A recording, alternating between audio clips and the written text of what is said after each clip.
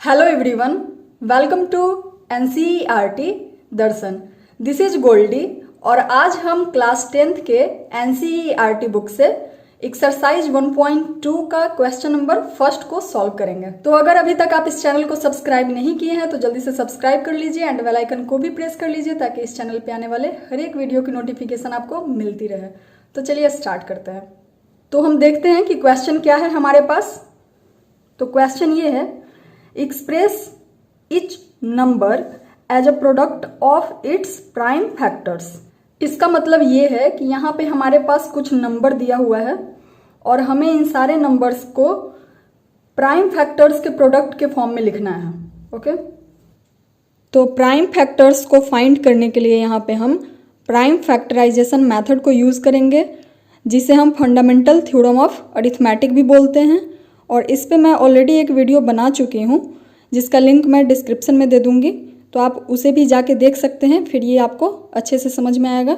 मैं यहाँ पे भी अच्छे से समझाने की कोशिश कर रही हूँ। तो चलिए आगे बढ़ते हैं, स्टार्ट करते हैं। तो सबसे पहले क्या है हमारे पास, जो फर्स्ट नंबर है हमारा वो है 140। तो यहाँ पे 140 को प्राइम फैक्टर्स के प्रोडक्ट के फॉर्म में लिखने के लिए सबसे पहले हमें इसके प्राइम फैक्टर्स को फाइंड करना होगा। ओके, तो सबसे पहले हम इसके प्राइम फैक्टर्स को फाइंड कर लेते हैं इधर। तो सबसे पहले हम इस तरह से ड्रॉ कर लेंगे और यहाँ पे हम जिस नंबर का हमें प्राइम फैक्टर्स फाइंड करना है उसे लिख लेंगे।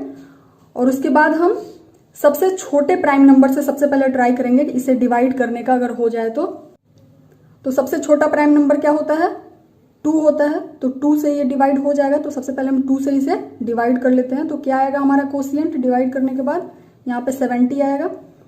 ओके, और ये फिर से हम 2 से इसको डिवाइड कर सकते हैं, तो हम फिर से 2 से ही डिवाइड करते हैं।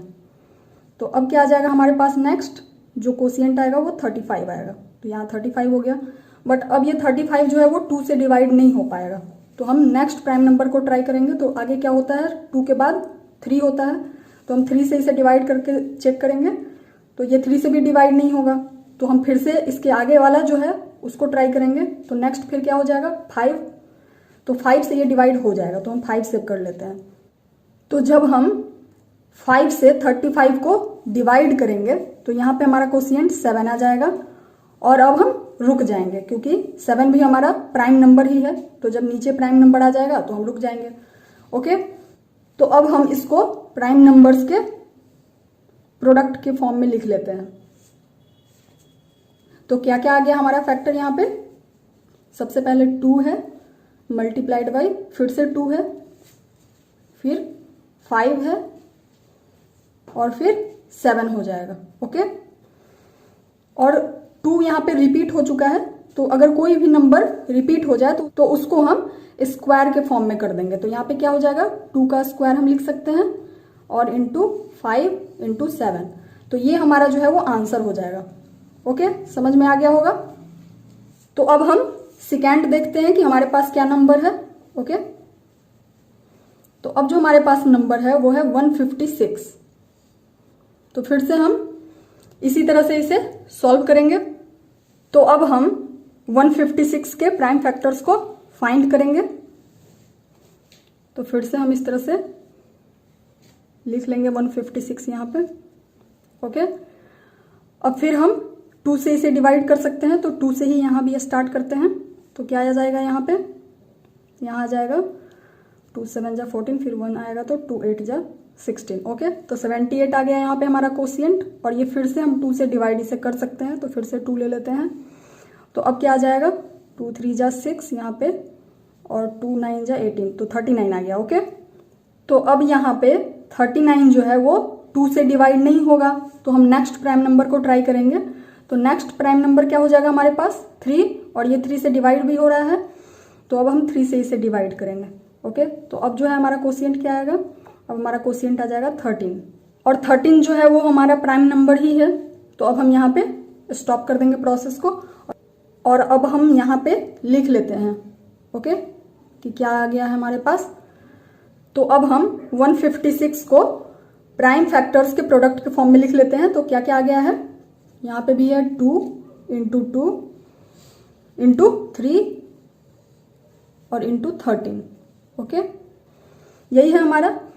तो फिर से ये 2 जो है वो 2 टाइम्स आया है, तो इसे अब हम स्क्वायर के फॉर्म में लिख लेते हैं। तो यहाँ भी हो जाएगा 2 का स्क्वायर इंटू 3 इंटू 13।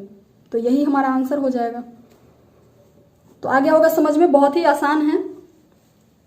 ओके, तो बाकी के जो 3 नंबर्स हैं हमारे पास, अब हम उसे प्राइम फैक्टर्स के प्रोडक्ट के फॉर्म में लिखेंगे। तो उसके लिए मैं इसका फैक्टर जो है वो ऑलरेडी फाइंड कर चुकी हूं, ताकि ये वीडियो जो है वो ज्यादा लंबा ना हो। तो आप इसे देखिएगा, समझ में आ जाएगा। सिमिलर ये है जैसे हम आगे के दोनों नंबर्स का फाइंड किए थे। तो अब हम डायरेक्टली इसे प्राइम फैक्टर्स के प्रोडक्ट के फॉर्म में लिख लेते हैं। तो क्या आ जाएगा हमारा यहाँ पे, 3 इंटू 3 इंटू 5 इंटू 5 इंटू 17। यही है हमारे पास, 3 3 5 5 17। ओके, और यहाँ पे भी 3 जो है वो रिपीटेड है और 5 भी, तो इसे स्क्वायर के फॉर्म में लिख लेंगे, यानी कि 3 का स्क्वायर हो जाएगा, फिर 5 का स्क्वायर हो जाएगा और इंटू 17 हो जाएगा, और यही जो है वो आंसर हो जाएगा। ओके, तो इसी तरह से हम 5005 को भी लिख लेंगे यहां से। ओके, तो यहाँ क्या आ जाएगा, 5 मल्टीप्लाइड बाई 7 मल्टीप्लाइड बाई 11 और मल्टीप्लाइड बाई 13। और यहाँ पे कोई भी जो है वो रिपीटेड नहीं है, तो डायरेक्टली यही जो है वो हमारा आंसर हो जाएगा। ओके, और अब हमारे पास जो लास्ट नंबर है वो है 7429। ओके, तो अब हम इसे लिख लेंगे यहां से। तो क्या आ जाएगा, 17 मल्टीप्लाइड बाई 19 इंटू 23। ओके, तो यहां भी कोई रिपीटेड नहीं है, तो ये डायरेक्टली हमारा आंसर हो जाएगा। ओके, तो आई होप ये आपको समझ में आ गया होगा। तो इसी तरह के सॉल्यूशंस के लिए बने रहिए हमारे चैनल के साथ। Thanks for watching the video.